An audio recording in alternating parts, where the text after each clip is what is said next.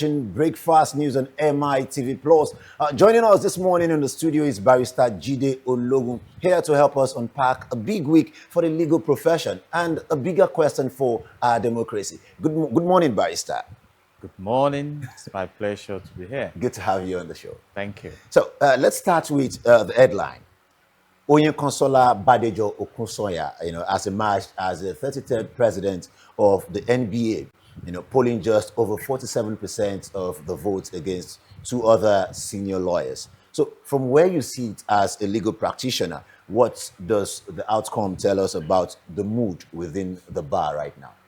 Thank you very much. Again, let me express a resounding congratulations to my president, Mrs. Consola Badejo Okunsoya, Senior Advocate of Nigeria, and by extension, to my mentor in public relations, a leader I respect so much, Mr. Yomi Badejo Okunsoya, the entire family, and the legal family also.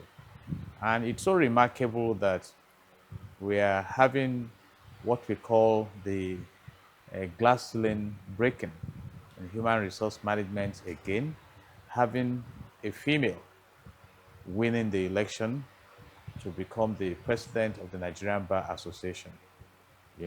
This is the second time we are having a female leadership, though the first wasn't by election, talking about Dame Priscilla Queer, who led the NBA between 1991 and 1992.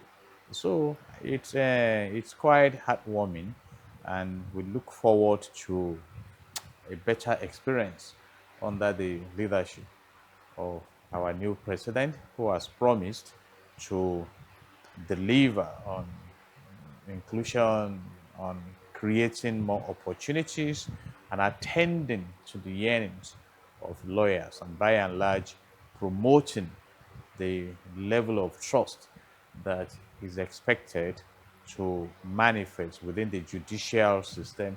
And it's quite interesting that in her tenure as the president, we also have a female, Honorable Justice Yeah, Kekereekun we're as still coming her. to So that. we can now see that we should leverage on that synergy. Yeah. So we're still definitely coming to that because we have females who are sitting in higher positions in the legal profession, and that really calls for some attention. So, but before we move on now, the election itself, the NBA election, it wasn't all that smooth. Voting was delayed for hours. After the electoral committee reported there was a cyber attack on its e-voting platform. So, how much damage does that do to the confidence of the NBA elections, going forward? Really, you keep emerging. And I must say that it's a matter of serious concern, particularly when some lawyers are the ones, like us, coming out to confront INEC. Why is the result now landing on the IREV and things like that? And I think we need to work in that area. And many suggestions have been made that if we choose to engage e-voting, then the system must be operated in a way that is highly credible. But the big question is that at the macro level, do we have the required supportive infrastructure to make this system we are adopting effective? And like a wise man said, that the best of men is still a man. You still expect that in this climb where leadership is a serious issue, because sometimes I've had to ask myself while going for some leadership positions, what's the big deal in this thing? And people will tell me, you may not see any big deal there, but others who are contending see the big deal there. So we need to improve on that. And there had been suggestions, for instance, why can't we have electoral colleges in the branches of NBA across the nation? Let votes be carried out there, collate the results, and then announce. Rather, because many lawyers complain that they couldn't get the OTP, they couldn't access the portal, the communication was poor, and the election was not free of tech glitches. Like it was announced in the in the season of INEC All right. managing the elections in the country. Apart from the technical glitches now, so let's just move away a bit, but we are still talking about the elections now, the NBA elections. There is also renewed criticism. Professor Chidi Odinkalu, he pointed out that NBA presidential campaigns have crossed the 1 billion naira mark since 2014, calling it a liquidity derby. Is money now the real gatekeeper to NBA leadership ahead of it? I mean, if that allegation is there, obviously it has become a reality. And again, whether it's an MBA or any other professional body, it's election. And generally, in Nigeria, election has been monetized. I cannot sit here and deny that. So it's a problem we have. We've come to the point where, in the bigger political space, a candidate may need to buy nomination form with 100 million So if naira. you don't have the war chest. Exactly. So you need to go and find out how much a governorship candidate must have to even step out to say, I want to be governor. How much somebody aspiring to go to the Senate must have. You talk about the House of Representatives. You talk about, I mean, look at the case ongoing now, the case of former Prince Adeyemi Odo, former, Maybe our the battle defunct DG. hair. You see, claiming that he had to pay 400 million naira as a deposit to procure an appointment letter, You will have leaving to a balance you will of. have to prove that to I the court. know, I'm just telling I us. understand. So we cannot deny in Nigeria that elections are highly monetized, whether within the professional circle or uh, Okay, the so bigger so what political you're trying circle. to So make us understand now the is allegation of Odenkalu, if you can establish it, but then if you are familiar with elections in Nigeria, you can hardly so find so one so that means that the NBA election is just a reflection of our other political offices around the absolutely, country. All right. absolutely. So before we move on, as a lawyer yourself, what do you expect from the NBA leadership? Let's say the first 100 days were of the new leadership. Now, what do you expect? The issues are there. Like I said, create more opportunities for the younger lawyers, then facilitate an effective procedural engagement between the bar and the bench. For instance, I'm not particularly happy about the various delays that we have in litigations and things like that. There should be that understanding of urgency that whoever is going to court is seeking justice. For instance, we have a matter now in respect of a bank clamping down on someone's account, and wrongfully so. And the matter has been there. That order that was obtained ex parte has not been lifted for one excuse or the other, and the client is suffering, even when it is obvious that that order probably should not have been granted, but because it came by ex parte. So these things should be the things that are making the people discredit the judiciary. Because if you recall, even the outgoing president at the time challenged the judiciary on some corrupt practices. At a time in Nigeria, during the tenure of the former president Muhammadu Buhari, even in the Supreme Court, some justices protested about corruption and lack of adequate training for officials, their welfare and everything. You recall. So all these issues must be attended to. What Lord Hewer said is that justice should not only be done, but clearly seen to have been done.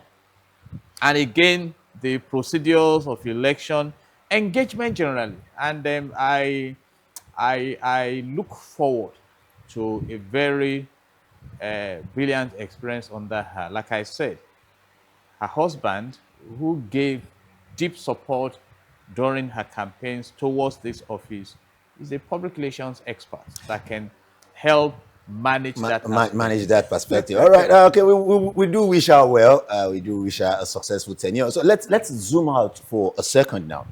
We now you mentioned earlier the Chief Justice of Nigeria, Kekere Ekun, being a female. So we now have Justice Kudirat Kekereekun as the Chief Justice of Nigeria, only the second woman to ever hold the seat, after Justice Aloma Mariam Mukhtar, Mukhtar. who served between 2012 to 2014. So, and now Badijo Okusonya, only the second woman to lead the NBA, in the 126-year history. So, what does it mean to have both the bench and the bar being led by women at the same time?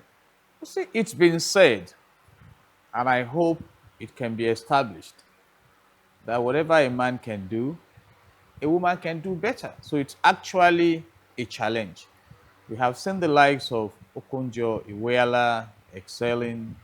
We've seen Obieze Kwesili. We've read of great women who deployed their virtues to raise the bar in their areas of operations. And it's a challenge. Leadership is a challenge. So for me, gender is not hindrance. I joke about it that for God to have decided to create woman after creating man, then it means he has a better design in mind. He has a role for them. A better design. And let's start from the design. The design. That All yes, I've made this man, and that is why by stature, by projection, the personality of the woman is attractive, is energizing when men are in a room and women come in. And that is why if you have a party now and it's only men that are there, what happens?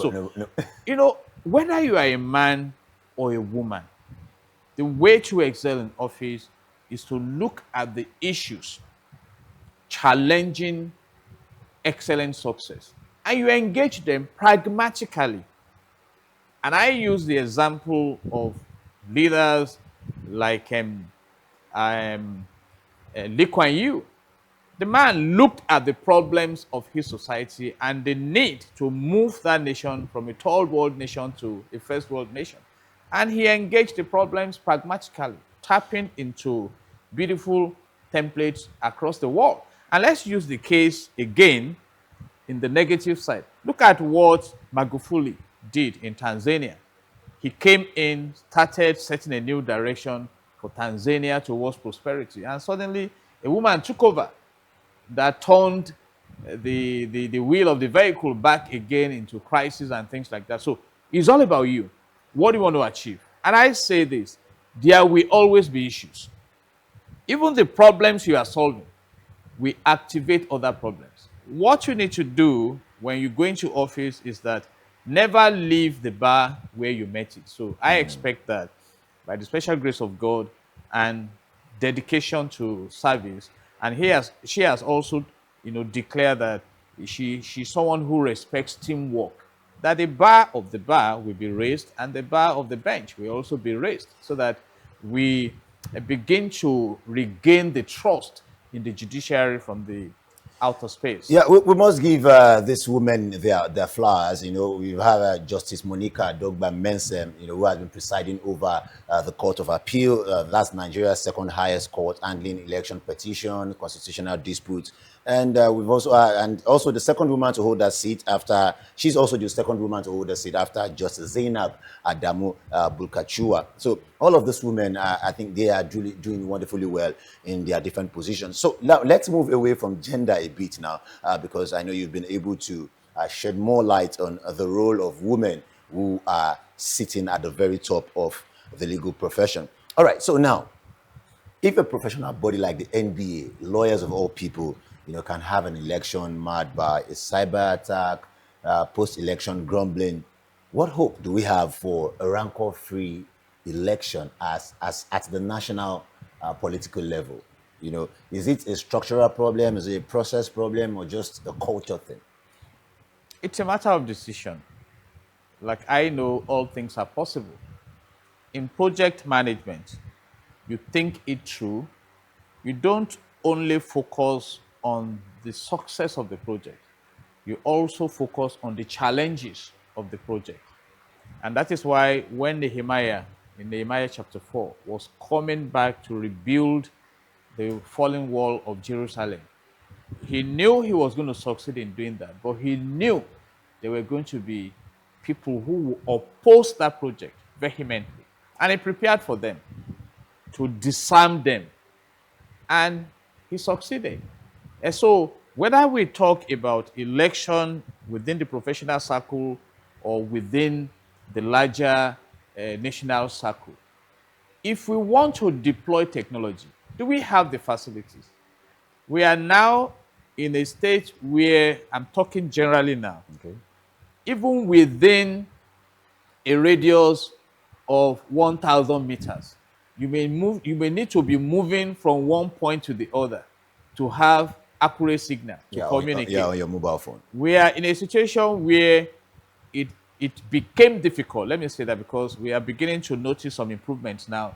The government to trace bandits, and these bandits even have better equipment wherever they were because they were posting videos to us and things like that. So if we are going to invest in technology, let us invest in technology.